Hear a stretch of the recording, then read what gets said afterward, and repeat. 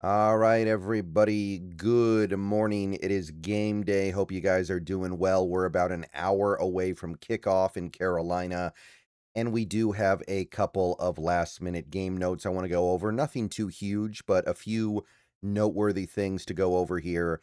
So let's go ahead and run through it. First, though, I want to remind people that I'm going to be going live on the Bleacher Report right after the game ends, within like 5 or 6 minutes of the game ending.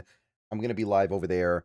I'll post a link to the stream in the community tab on the Discord on X, but it's only going to be a half-hour stream, so try to be there. And then the post-game video is going to be posted probably like half an hour after that stream ends. So it's obviously going to be a little bit quicker because we don't play in the afternoon like we usually do. So definitely keep an eye out for that. I will probably do a YouTube stream later in the day. Don't know exactly when, but going to be just a little bit different. All right, guys, let's take a minute so I can tell you about Sleeper, a one-stop shop for all your sports needs.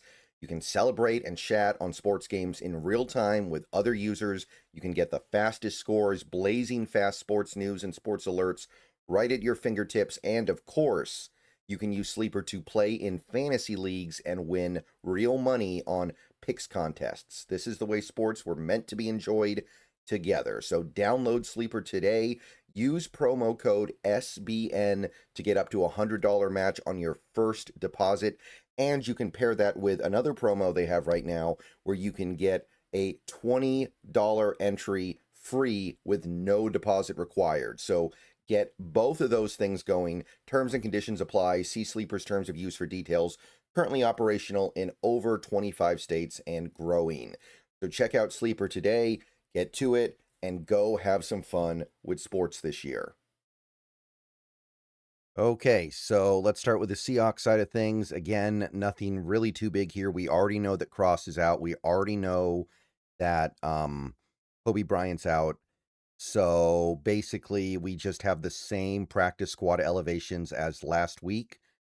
You've got Cam Akers. He's kind of your third running back, I guess, because we don't really have anybody else who could be the third running back. And Amari Kight is also elevated. Now, Amari Kight, tackle, so he's kind of your backup for Josh Jones.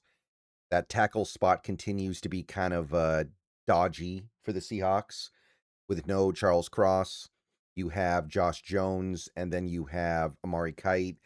And then you don't really know what's going on over at the right tackle spot. Like, I don't even know what they do if Lucas gets hurt. So we just hope that Lucas doesn't get hurt. Amari Kight might be backing up both spots. I don't know. But yeah, that's the situation. And that's really about it for the Seahawks side of things. I found this tweet from Carolina Blitz that sums things up for them fairly well. So just to take a look at what we got here, Trevin Wallace has been placed on injured reserve. So he is out. We already knew he was out for this game. Now I guess he's going to be out for the next month. So Carolina would have to make, I guess, the NFC Championship game for him to come back this year. So he's done. And we already weren't thinking about him for this game, but he's now out.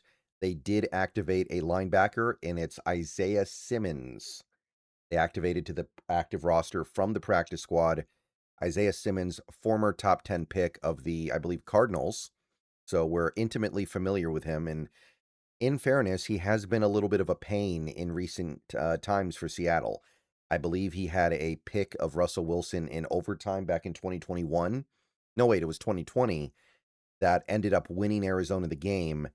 And I believe he also blocked the field goal against the Giants last year. So there is a little bit of a history there, but he's unlikely to play very much because he's only getting called up to be a backup, presumably behind the guy who is now being promoted to starter because of no Trevin Wallace.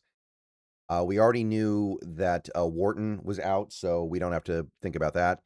But the notable news here really is that David Moore and Rob Hunt have both been relegated to the reserve list for this day, which means they cannot play. So there was some possibility that David Moore and Rob Hunt could play in this game. The Panthers have decided to make both those guys wait at least one more week. So they didn't get worse or anything like that, but I'm not terribly surprised, especially with Rob Hunt, right? Rob Hunt had already missed some time. Rob Hunt had just been activated off IR. His 21-day window had just opened.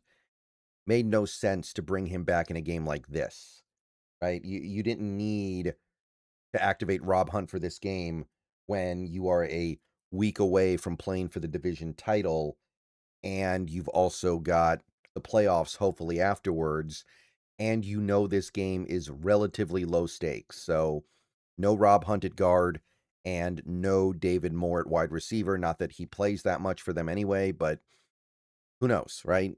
One or two things happen and suddenly David Moore's a pretty important player for you. Okay, so that is going to do it for this video, I think. I think that's really all there is to cover. Let's go get a win, and I'll see you guys after the game. Again, remember, Bleacher Report right after the game. Then I'm on YouTube, and then later in the day, I'll probably stream on YouTube. All right, go Hawks. See you guys later.